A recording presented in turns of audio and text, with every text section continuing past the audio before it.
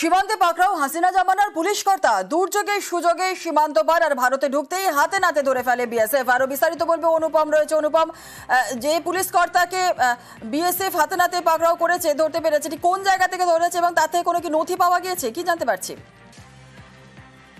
দেখো, এই যে স্বরূপনগর যে সীমান্ত, সেই সীমান্তের হাকিমপুর যে চেকপোস্ট, সেই চেকপোস্টের পাশ থেকেই এই যে পুলিশ কর্তা, বাংলাদেশের পুলিশ কর্তা আরিফুজ্জামান, এনাকে গতকাল আটক করেছে বিএসএফ।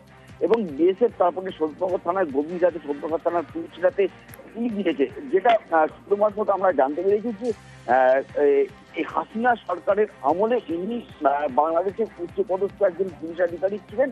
এবং হাসিনা বাংলাদেশ থেকে তিনি চলে যাওয়ার পরে সেখানে যখন টালমাটাল অবস্থা হয়ে যায়, উত্তপ্ত পরিস্থিতি হয়ে যায়, তখন এই পুলিশ কর্তা আরিফুজ্জামান তিনি গা ঢাকা দেন এবং বাংলাদেশের এবং ভারতের যে সীমান্ত, সেই সীমান্তে বাংলাদেশের বেশ কয়েকটি গ্রামে কয়েক মাস ধরে তিনি গা ঢাকা দিয়েছিলেন। এবং গতকাল যে নিম্নচাপ রয়েছে, যে বর্ষা, সেই বর্ষার দুর্যোগের সুযোগ নিয়ে